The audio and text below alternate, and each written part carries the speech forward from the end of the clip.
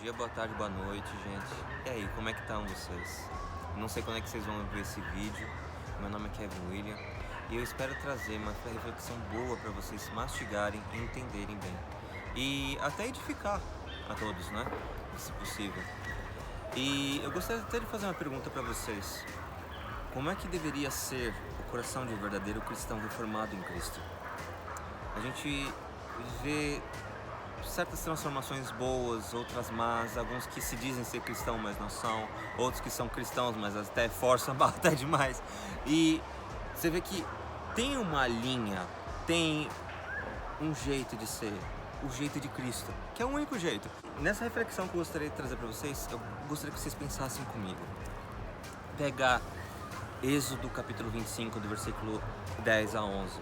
O Senhor está ensinando a Moisés o como deveria ser a Arca da Aliança de Deus, a Arca de Aliança com o povo de Israel, o povo de Deus, o povo que o Senhor falou assim: eu chamo vocês para serem meus sacerdotes.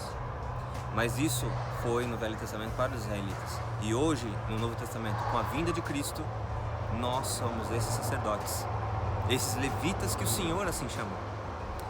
E voltando para essa parte, a Arca da Aliança, como é que ela deve ser feita? Já começa com o Senhor falando assim para Moisés: pegue madeira de acácia para fazer a arca, o osso, a estrutura principal da arca. O que seria a acácia? A acácia, a gente vê, assim como uma árvore qualquer, ela não é bem qualquer, porque ela é bem específica de ambientes bem áridos, principalmente que você vê, por exemplo, na Austrália, no Oriente Médio. Mas ela foi criada pelo Senhor de uma forma tão única que ela literalmente representa o homem. A acácia em si, para quando você pesquisa, ela é uma madeira que ela tem uma propriedade de... Eu não sei o que raios tem nela, mas ela não apodrece. Tanto que assim, é uma madeira que resiste muito ao calor do dia, muito ao frio da noite e muito aos ventavais. Porque você sabe que assim, no deserto ou é calor demais, acima de 30, 40 graus, ou é frio demais, abaixo de zero. E com uns ventos bem fortes. Você sabe, tempestade de areia é o que mais tem assim, nessas áreas desérticas. E quanto mais atribulada ela fica, mais rígida ela fica, mais retorcida e mais espinhos ela cria. E assim ela ganha resistência para poder sobreviver a esse tipo de ambiente. E mesmo nesse tipo de ambiente, ela cresce, se espalha e com ramos lindos, é a natureza pura de Deus, grandiosa. E o mais incrível é que sim, uma madeira tão difícil de trabalhar e tão resistente, que ela é única, não tem o que dizer. E o Senhor escolheu exatamente essa árvore para ser basicamente a estrutura, tipo o osso da Arca da Aliança. Mas não só da Arca da Aliança, você também vê da mesa de propiciação, você vê do altar de incenso e de outros instrumentos do templo. É tão resistente, foi escolhida por Deus para poder fazer parte de um templo que duraria séculos, séculos e séculos, que não apodreceu, ficou intacta e por basicamente a maioria da história de Israel ficou inteira.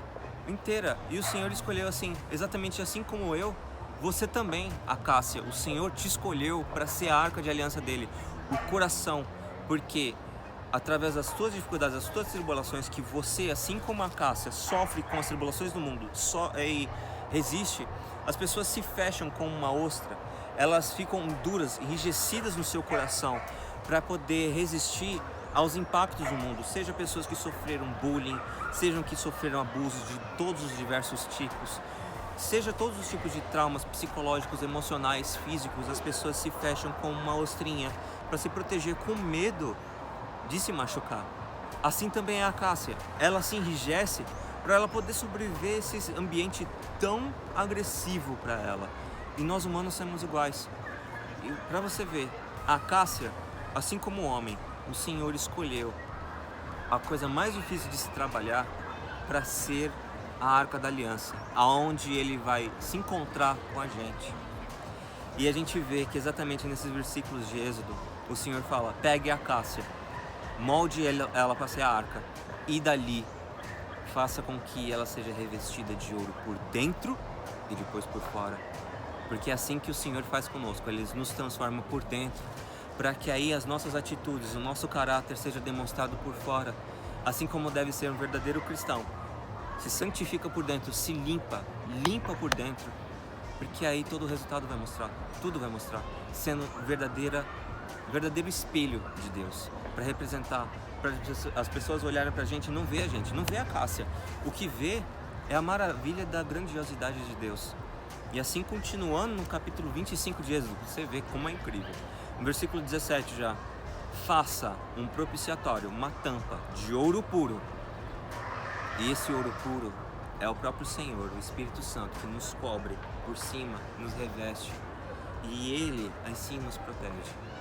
E no tampo da arca, de um lado para o outro, um querubim olhando um para o outro, com a cabeça ao chão, em adoração ao Senhor, com as asas estendidas para proteger a arca, assim como os anjos do Senhor nos protegem quando nós estamos em Cristo Jesus. A arca em si é a representação do homem que o Senhor fez para poder demonstrar o como seríamos se estivéssemos verdadeiramente na presença dele, consagrados de espírito, de alma, de coração, em tudo.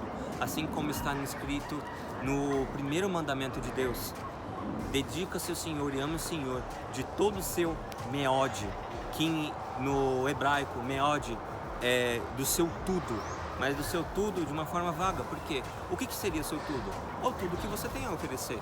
O que é o tudo que você tem a oferecer? De toda a sua existência, de tudo, dos seus pensamentos, dos seus sentimentos, da sua saúde. Porque se você confiando em Deus, Deus é fiel e Ele vai cumprir.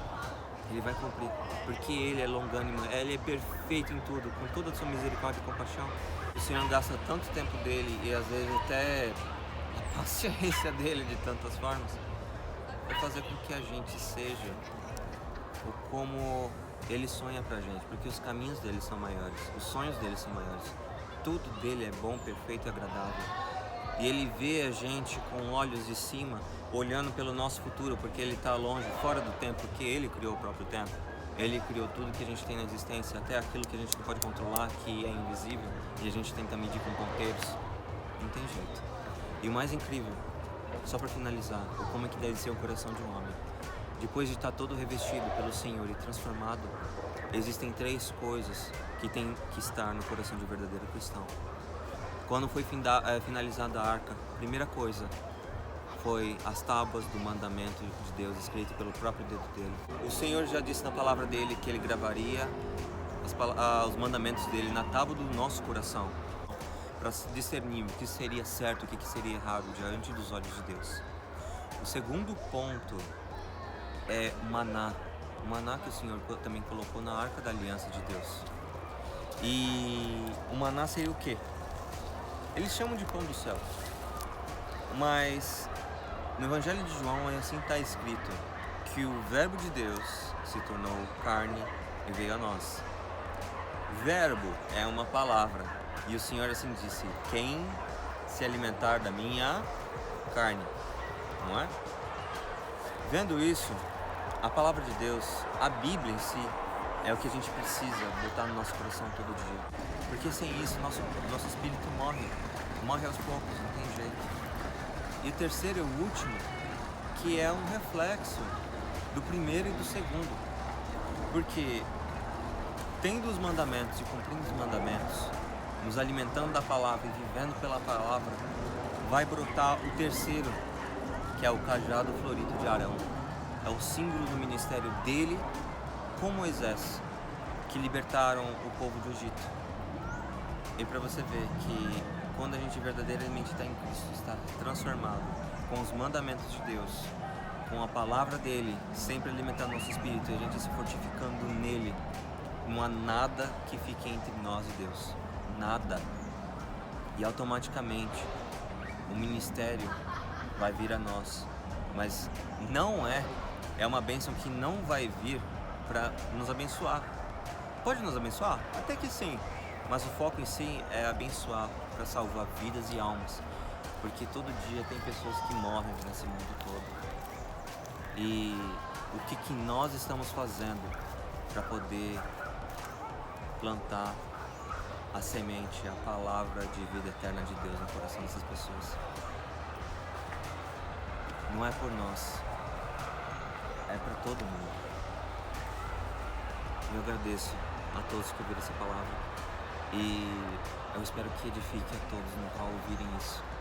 E pensem bem, o Evangelho é mais do que ler a Bíblia, é mais do que tentar ir nos cultos, fazer, prestar dízimos, fazer todas essas coisas que os homens veem.